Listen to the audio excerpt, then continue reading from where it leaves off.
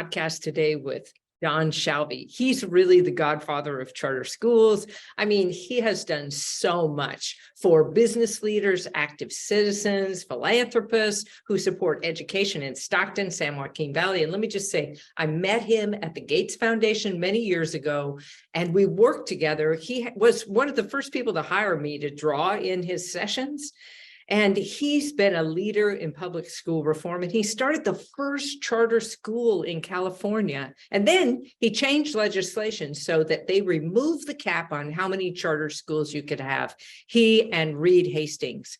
So they started this grassroots for public school excellence, this organization that would help to do that. And he then branched out. There are thousands of charter schools now, and that's all thanks to Don Shalvey. He's going to be joining me for the podcast today. I can't wait to have him here. Woo! Get ready, because this is going to rock your world. He was superintendent. He's gotten all these awards. He got the charter school. He's in the Charter School Hall of Fame, and he's so funny and interesting too. You're going to love him. Oh my gosh, Don, I am so excited to see you. This is fantastic. So, how are you doing?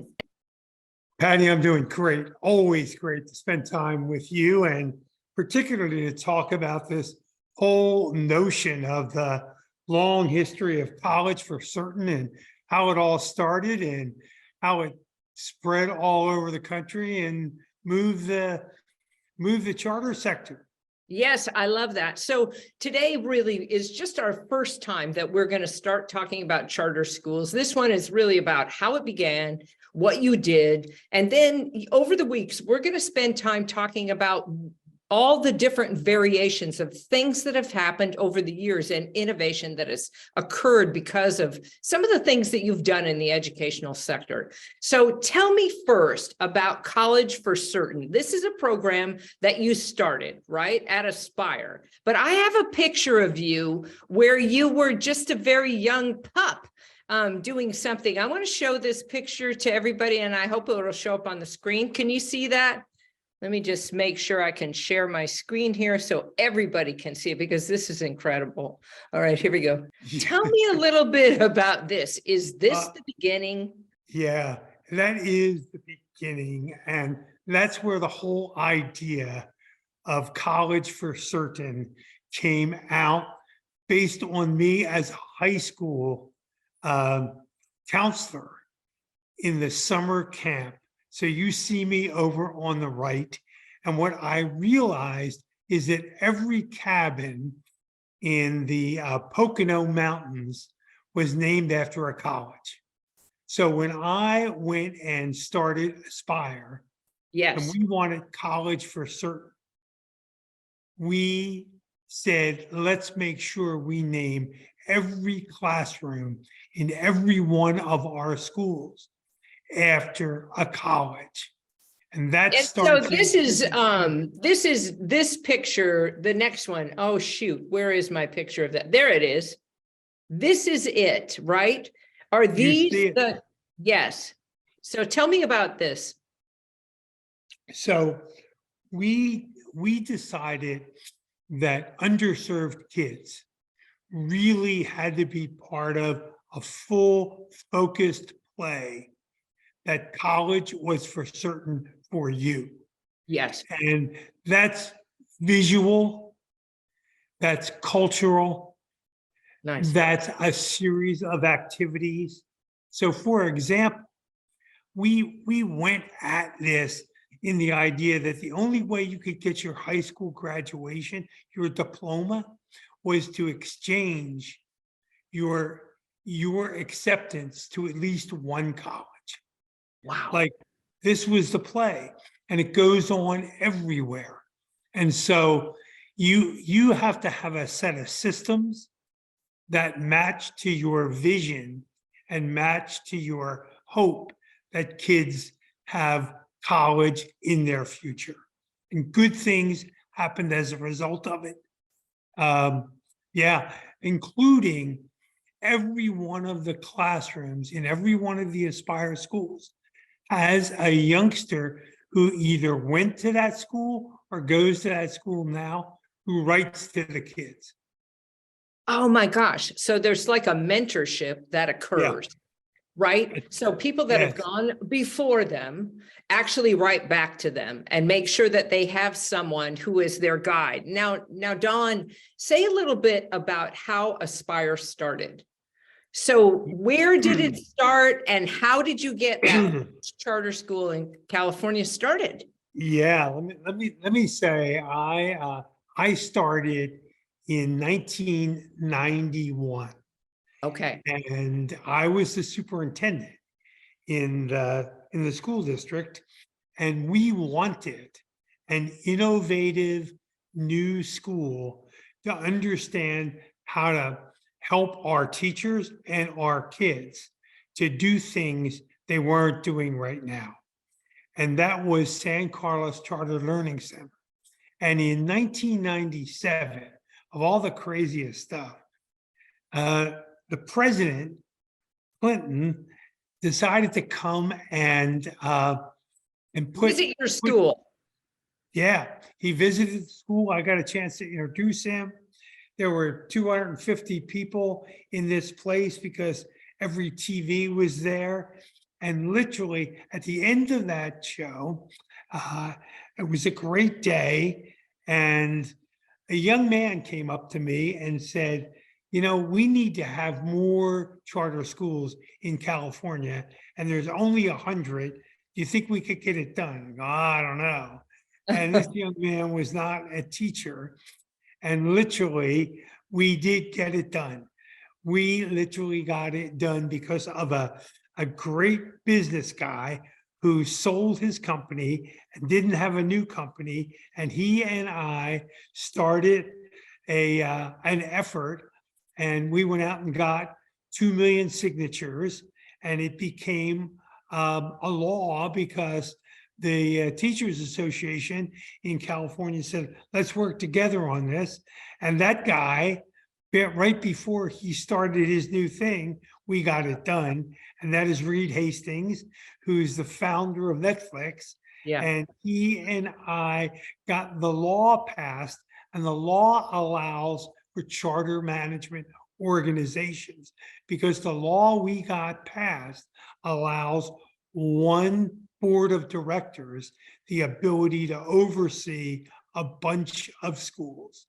And as a result of that, Yeah. we formed the first charter management organization called Aspire in California. That's fantastic. Now, so Dawn, you set up Aspire, but reel me back, and why really are charter schools essential? Why are they important? Yeah, the charter schools are essential because there are 6 reasons why you want charters, and you need all of the flexibility in the world to find out what you have to do to be completely successful. 1, for your teachers, and 2, for your kids. You need every flexibility, and you can get that done as an independent charter or a dependent charter, but you have to be able to know what works and what you have to change inside your system so that it works in that school and then on. So really so as we went into a much more segmented kind of education in public schools, meaning that we're teaching so that you can test, right? The charter school actually has the flexibility so that you can learn in the way that you want to. You can set up your classroom in the way that you need to. Your teacher can teach the students based on what they need to know so that they can go to college for certain. That is exactly right. And believe me, in 1997, 98, we were talking about college for certain, for kids who were not getting the opportunities to do that. They weren't taking the coursework. They weren't getting the support they needed. Yes. And our goal as a new organization was to do college for certain. So once you got that started and you started to branch out, what did you find? What worked and what didn't work? Yeah, I can tell you what worked the most is that not only are you going to have a vision, you're going to have a set of systems that all align and the entire organization lines up in it. If you think about how important it is to have a kindergarten teacher to want to think about college, you want to be able to do things that are essential for kids. So for example, when we were having kids get accepted into the California system, we were working with them to take more than one youngster and take 5 kids to go to the same school, because you had to do that. It was like we are better together, and that's how this was. That's how it was done.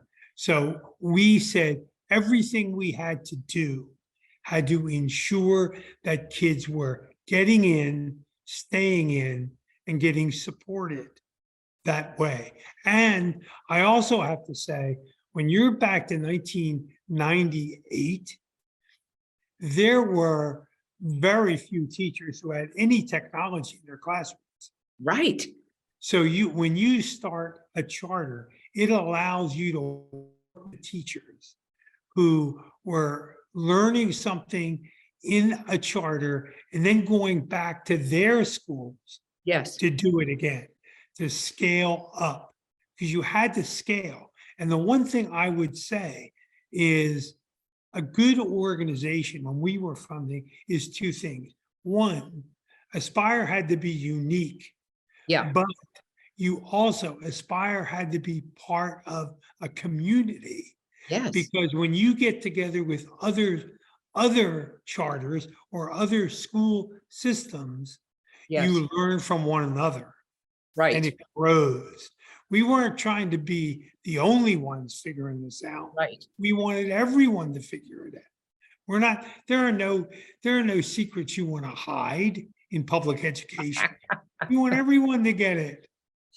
That's right. And so, and as that grew, and as the charter system grew, did the adoption of charter schools become easier within a community? Because I know there's still a lot of backlash around public school versus charter schools. Would say a little bit about that. Yeah, there is quite frankly a ton of that, because it's set up as if it's competitive rather than cooperative. That's the dilemma. And you don't want to think about this as competitive. You want to think about it as learning from one another. We're better together. And better together means the charter sector in the beginning. So here's where it got messy. In the beginning, and we all did it, was the philosophy is you had to do the common thing uncommonly well. So that set it up as quite frankly, we're competing, because my school's scores are better than your school's scores. We don't want that. No. We do not want that. That's how it was in the beginning. And now give me an example of what's something common that you would be doing uncommonly well. Literacy for young kids, making sure you overemphasize the time and who taught mathematics to young kids. Like, you had to do those things, and under the charter law, you had that flexibility. So once you learn what works, then you share it with everyone else. But in the beginning stages, it was set up as the charters are competing against the district, the district's competing against the charter. That was just wrong. And do you think that was just political, really, more than anything? Yes, it was political. It was political. And in the San Carlos School District, where we first started, this was our teachers at 81% approval to have an independent charter is what they wanted, because they literally could learn about how to do multi-age instruction and to do technology and to take a 2-year visit to the charter, learn it, and take it back to their schools. Wow, that is so incredible when you think about how teachers are trained in this day and age for public school. You're set Yeah. up to fail. You're just not set up for success like that. 2 years to be able to experience it and then bring it back to your school. So Yes. you're soaking in everything in that experience, right? Yes, and that's the thing that got missed. So when I think about what's the future like, because there are communities where the district and the charters work together. I Yes, mean, they really work together. And in my 11 years at the Gates Foundation, where we funded those locations, it's yes, terrific. So the way I think about it now, not 1998, not 2000, in those days, it was do the common thing uncommonly well. In the charter sector today, it's do the uncommon thing uncommonly well. And you lead and you share and you make sure it works. So for example, what we're doing here in the Central Valley, this is doing things for youngsters. So at age 26, they're doing what they love and earning what they need.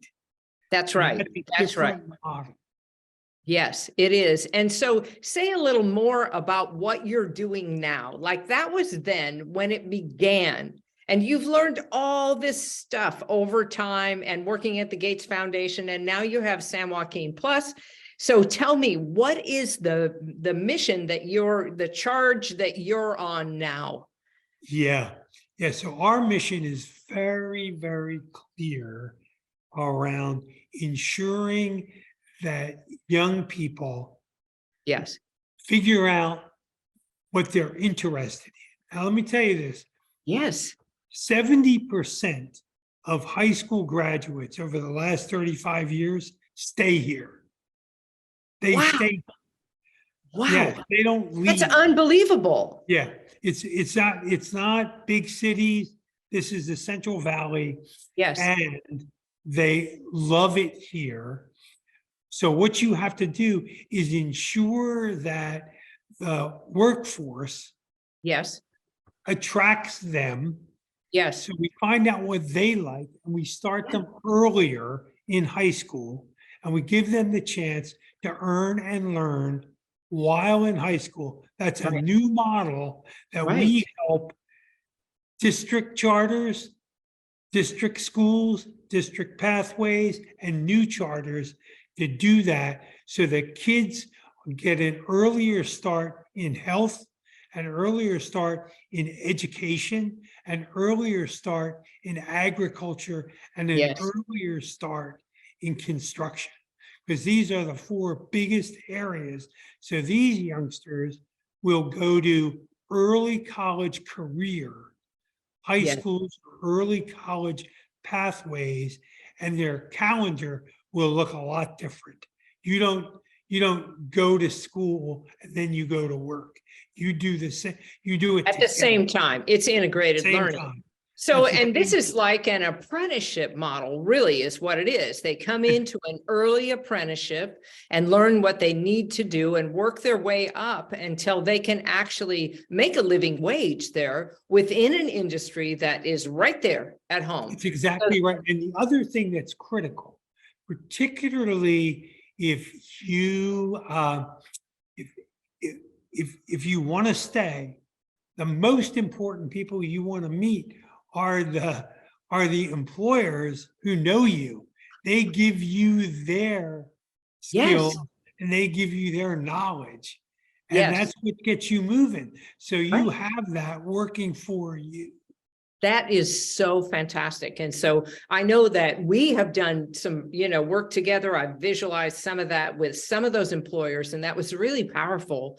And I think that this is the change that we need to see across the US in terms of education, because we see there's a big gap between people in going to college and not knowing what they want to do. So then they drop out and then they maybe never go back.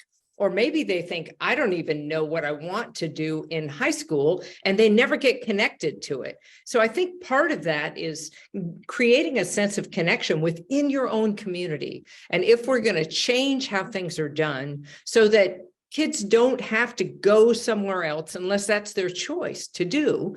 They can stay right within the community where they've grown up, and they can revive the community's workforce by doing this thing that you're talking about. That's exactly right. I mean, what you and I have done with the ag and wine industry, Yeah.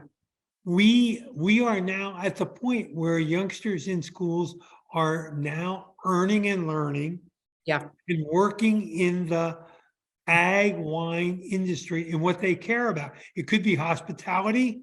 Yes. It could be the science side of it. It could be the Yes. arts. Yes. Yeah, it's That's all there. fantastic. I love it. And they're getting at this as a junior in high school, Yes. earns and learns. That's right. So At why an not earlier learn stage. and earn something that you love, right? And then Yes. you can continue to move around within whatever that is. Then you can test it early on to see, do I want to do that? Maybe I want to do this instead. I want to, do lab photos. Maybe I want to do some scientific research. Maybe I want to do some sustainability. So I love that you've got this in place. Now, I know that you are a very busy man and that you have a ton of meetings today that are following this. So everyone that's watching, just know that this is the beginning of a series of podcasts we're going to do about this concept of getting you into the right place at the right time and helping to support the educators in such a way that they can innovate and help their students achieve. So it started with, college for certain, and now we're really life for certain, right? Exactly. It's college and career for certain. That's right. That's right. Not just college. Yes. It's career. That's right. And that's been the missing piece. So I'm so happy that you took the time to just start us off on this. And then we'll continue in the next couple of weeks, and we'll keep these podcasts going. So be sure to tune in and follow Don Shalvey, find him on LinkedIn, connect with him, see if you can't get as much information from there. And we'll just continue this conversation on how we can change things for the better, Don. Thank you so much, Patty. for Love joining working me. with you, and anybody that wants to reach out to me is going to make me smarter by teaching them what they know. So have a great day. All right, you too, Don. Thanks so much. All right, Bye, everybody. Patty.